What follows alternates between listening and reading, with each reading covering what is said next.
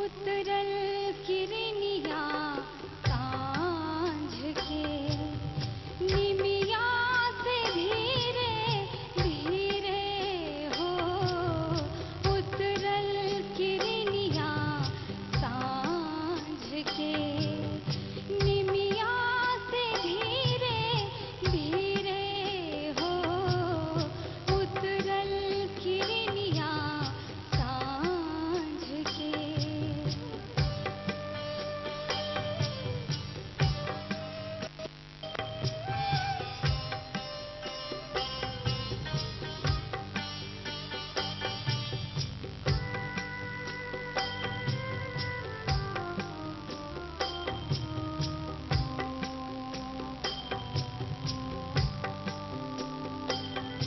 साजन आई है नया असबाह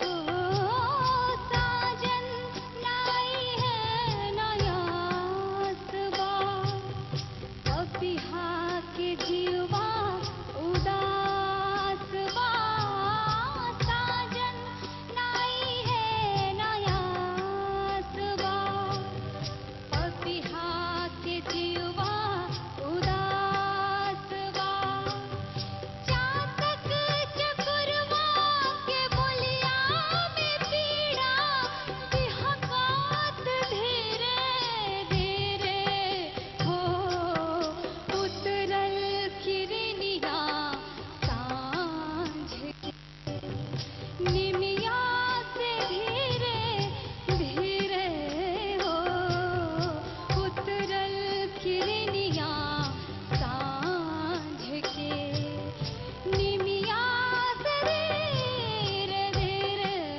हो उतरल किरनिया सांझ के।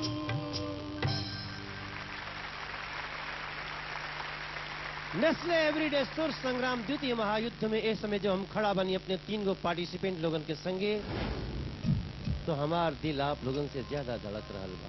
लेकिन ई बतावे से पहले कि आज ये 3 लोगन में से के हमरा के छोड़ के चल जाई, केकरे हाथ से दावेदारी पत्र छीना जाई, दूसरे प्रदेश के चल जाई, हम पहले खुशी के बात कही चाहता नहीं। हम न्याय मंडल से प्रार्थना करब कि आज के एपिसोड के मजेदार बात हमरा खोले के पड़ी।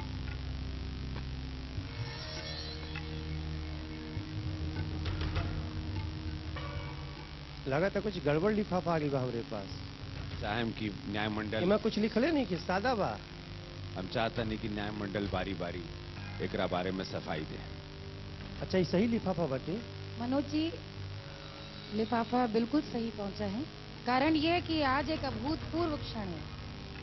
आप बार बार अद्वितीय कह रहे हैं लेकिन आज वाकई अद्वितीय क्षण है क्योंकि हम तीनों को लगा कि इन तीनों में से कोई एक जाएगा तो आज गलत हो जाएगा और इसलिए आज कोई नहीं जाएगा।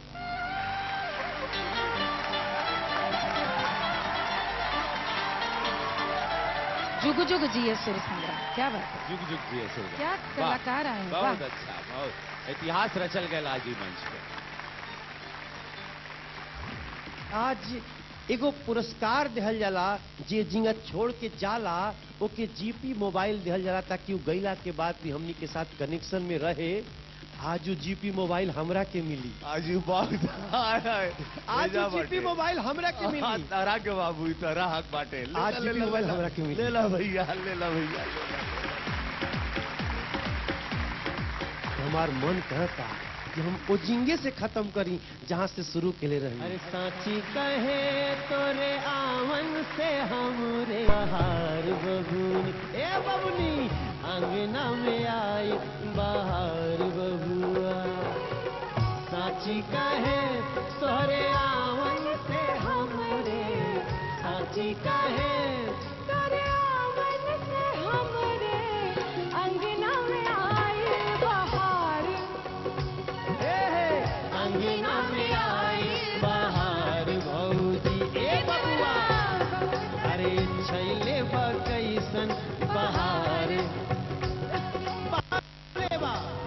एगो बाटे, गजब के लहार बाटे। हमनी के सुर संग्राम परिवार बाटे, सत सत नमन धन्यवाद के एलिमिनेशन रोकला खातिर। हमनी के फिर मिलल जाई शनिवार के नेस्ले एवरीडे सुर संग्राम।